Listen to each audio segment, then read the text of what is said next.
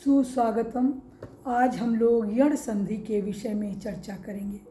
यण संधि का सूत्र है इको यणचि। इसमें 3 भाग है, इकः, यण और अचि। इसकी परिभाषा क्या है? इकः, इक का, इक में कौन कौन से वर्ण आएंगे? ई, उ, री, और री।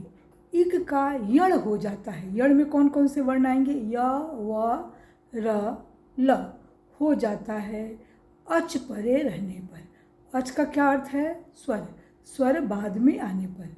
यानी इसकी परिभाषा हुई कि इक का ई, उ, री, चाहे वह ह्रस्व हो या दीर्घ हो, का यण हो जाता है, य, व, र, ल हो जाता है भिन्न स्वर आने पर। बाद में असमान स्वर हो, भिन्न स्वर हो। क्योंकि समान स्वर रहेगा, अ के बाद अ आएगा या आ आएगा तो दीर्घ संधि होगा, अ के बाद ई आएगा तो गुण संधि होगा, और गुण संधि का उल्टा यण संधि है। यण संधि में ई पहले आएगा और अ बाद में आएगा। ई अ मिलकर य बनेगा, उ और अ मिलकर व बनेगा, री और अ मिलकर र बनेगा, ली और अ मिलकर ल बनेगा। दीर्घ गुण संधि में अ ई मिलकर ए बनता है, अ उ मिलकर ओ बनता है, अ री मिलकर अर बनता है और अ री मिलकर अल बनता है। तो गुण संधि का उल्टा यण संधि है। अब उदाहरण से समझिए। देखिए, इत्यपि, इति धन अपि। अभी यण किसका बनाना है? ई का हमको बनाना है। तो देखिए, ई त ई धन अपि, ये जो परिवर्तन होगा ये आगे वाले में होगा। तो आगे वाले को पूर्व कहते हैं और बाद वाले को पर करते हैं। तो धन के पहले ही परिवर्तन होता है। तो त और ई, तो ई का य बना और अपि, य में अ मिल गया बना इत्यपि। इसी तरह से आ का उदाहरण देखिए, इति धन आदि ही इत्यादि ही। तो त और ई और आदि, तो य बना और आ मिलकर के य, आ मिलकर के या बना इत्यादि। उ आ का उदाहरण देखिए, मधु धन अरि ही। मधु में म, अ, ध, उ, अरि, तो उ का व बना और अरि, तो व अ मिलकर के व बन गया मध्वरि। आ का उदाहरण देखिए, सुधन आगतम, स उ आगतम, उ का व बना और आगतम के कारण व आ मिलकर के स्वागतम बना। अब य का उदाहरण देखिए, पितृधन अनुमति। पितृधन अनुमति, तो री का र बनेगा। तो देखिए, पितृ प ई त री अनुमति, री का र बनाया और अनुमति, तो त और र मिलकर के त्र बना और र और अ मिलके र बना, तो पितृ अनुमति। मातृ देशः, तो मातृ धन आदेश, री का र बना। तो देखिए, री का र म आ मा, त री और री का र, तो आदेश र आ मिलकर के आ और त र मिलकर के त्र, तो मात्रा देश हमने यहाँ पर पूरा लिख दिया है।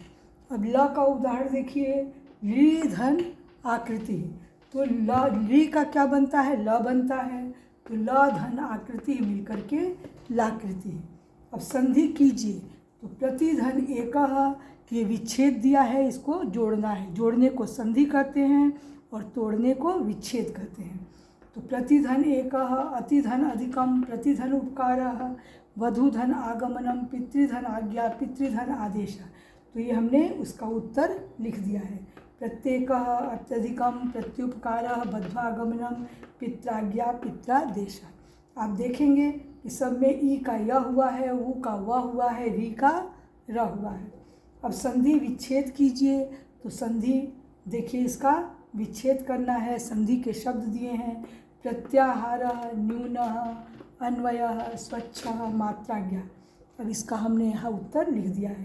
प्रतिधन आहारः, निधन ऊनः, अनुधन स्वच्छः, सुधन अच्छः, मातृधन आज्ञा, मात्राज्ञा। तो आप देखेंगे यण संधि में कि ई का य बना है, उ का व बना है, री का र बना है। इसको देखकर आप पहचान जाएंगे।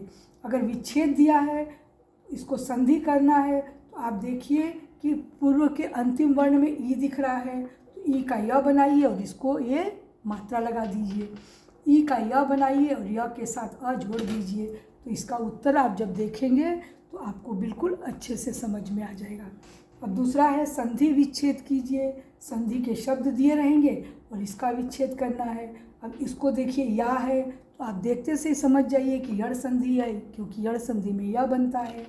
यहाँ व देखिए तो वह यड़ संधि में व बनता है। इस तरह से आप पहचान जाएंगे। तो संधि इस तरह से प्रश्न पूछा जाता है कि यड़ संधि का सूत्र क्या है, तो इको यड़ची है। यह वह दिख रहा है तो आप विच्छेद दिया है तो विच्छेद कीजिए, और अगर संधि करने को दिया रहेगा तो आप संधि कीजिए। जोड़ने के लिए आएगा तो आप जोड़िए, तोड़ने के लिए आएगा तो आप विच्छेद कीजिए, और विच्छेद दिया रहेगा तो आप संधि कर दीजिए। तो आप यह देख के कीजिए, ये देख के कीजिए, इस तरह से।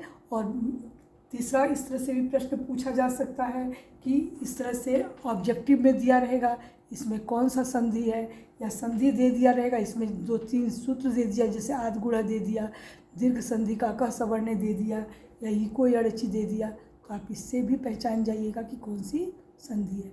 संधि के संबंध में मुझे विश्वास है कि आपको समझ में आ गया होगा। यदि कोई दिक्कत हो तो मुझे कमेंट में लिखकर अवश्य पूछिएगा। धन्यवाद।